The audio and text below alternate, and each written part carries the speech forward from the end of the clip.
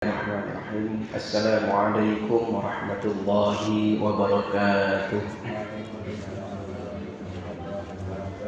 Alhamdulillah.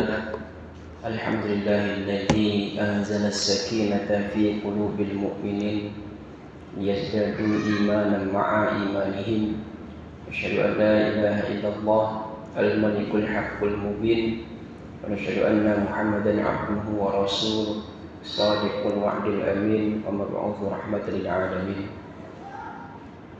Allahumma shalli wa sallim wa barik ala sayyidina Muhammadin asyrafil anbiya'i wal mursalin wa ala alihi wa ashabihi ajma'in, amma ba'd. Bapak, saudara-saudara jemaah salat Maghrib Masjid As-Shadiqin yang dimuliakan Allah Subhanahu wa taala, marilah kita senantiasa bersyukur kepada Allah. Kembali kita diberikan izin oleh Allah untuk bisa melaksanakan ibadah kepada Allah, baik yang wajib maupun yang sunnah. Mudah-mudahan amal ibadah yang kita lakukan senantiasa diterima oleh Allah Subhanahu wa taala. Dan tak lupa kita juga memperbanyak salawat serta salam kepada Nabi Muhammad sallallahu alaihi wasallam, yang mudah-mudahan kita semua diakui sebagai umatnya yang di akhirat nanti mendapatkan syafaat dari beliau sallallahu alaihi wasallam atas izin Allah. Hadirin rahimakumullah, pada subuh tadi kita sudah sama-sama mengetahui bahwa ada 5 golongan yang mendapatkan doa dari malaikat. Yang pertama yaitu mereka yang berada di dalam masjid dalam keadaan suci. Kemudian yang kedua, malaikat juga mendoakan orang yang senantiasa mendoakan saudaranya tanpa sepengetahuannya.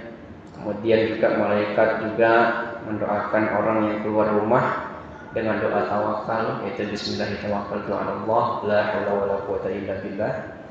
Kemudian malaikat juga yang keempat mendoakan orang yang berinfak di pagi hari. Yang kelima, malaikat mendoakan orang yang mengajarkan ilmu.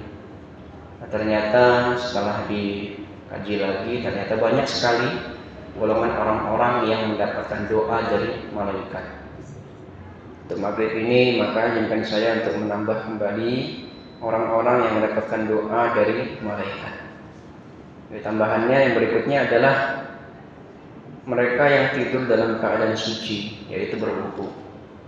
Rasulullah SAW bersabda, barang siapa tidur dalam keadaan suci, maka malaikat akan bersamanya sepanjang malam, dan tidaklah ia terbangun kecuali malaikat itu berkata, ya Allah, ampunilah hambamu ini. Hadis riwayat Ibnu Hibban. Mana kita sebelum tidur, sebagaimana adab yang diajarkan, kita dianjurkan untuk berwudu terlebih dahulu, bersuci terlebih dahulu. Kemudian kita juga membaca doa sebelum tidur, membaca ayat kursi, membaca surat Al-Ikhlas, Al-Falaq, An-Nas, kemudian ditambah dengan akhir surat Al-Baqarah, 3 ayat akhir surat Al-Baqarah itu kalau kita minimal ambil salah satunya, kita berwudu misalnya sebelum tidur, maka kita termasuk di dalam doa malaikat. Sepanjang malam kita bersama malaikat. Kemudian berikutnya kita ingin mendapatkan doa dari malaikat, yaitu ketika kita berada di shaf pertama dan menyambung shaf. Rasulullah SAW bersabda, sungguhnya Allah dan malaikatnya bersolawat atas shaf pertama. Hadits riwayat Abu Dawud dan Ibnu Majah. Di riwayat yang lain juga termasuk doa malaikat itu kepada orang-orang yang menyambung shaf. Nah, ketika kita mungkin misal kita tertinggal salat berjamaah, kemudian kita lihat ada satu jarak antara jamaah satu dengan lainnya, nah kita masuk ke shaf yang kosong itu, maka kita termasuk didoakan malaikat. Maka kalau kita melihat ada shaf yang kosong, maka kita isi. Kita jangan rasa ragu, langsung kita isi shaf yang kosong itu, maka kita nanti akan mendapatkan doa dari malaikat. Kemudian yang berikutnya adalah mereka yang sholat berjamaah subuh dan asar. Rasulullah SAW bersabda, malaikat malam dan malaikat siang bergantian datang kepada kalian pada waktu sholat subuh dan sholat asar. Hadits riwayat Bukhari dan Muslim. Mana kalau subuh itu malaikat malam dan malaikat siang itu berkumpul mendoakan kita.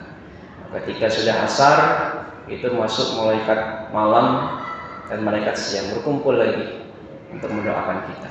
Jadi kalau subuh berjamaah di subuh dan asar ini juga termasuk di dalam keutamaan mendapatkan doa-doa para malaikat. Nah, ini adalah sekedar tambahan untuk kita tambah lagi orang-orang mendapatkan doa malaikat, sehingga mudah-mudahan kita dapat terus melaksanakan apa-apa yang menjadi sebab-sebab, asbab-asbab kita mendapatkan doa dari malaikat. Yang mana kita ketahui malaikat adalah hamba Allah yang sangat taat, tidak pernah maksiat. Kita didoakan orang soleh saja kita sangat bersyukur, apalagi kalau kita didoakan oleh malaikat hamba Allah yang tidak pernah melakukan kemaksiatan dan selalu taat kepada Allah. Itu juga pasti akan menjadi doa yang mustajab, yang makbul untuk diri kita. Demikian dapat saya sampaikan. Kalau mohon maaf pada permohonan pun, mari kita akhiri mendoa kafatul majelis. Subhanakallahumma wa bihamdika asyhadu an la ilaha illa anta astaghfiruka wa atubu ilaik. Allahul muwaffiq ila aqwamit thoriq. Assalamualaikum warahmatullahi wabarakatuh.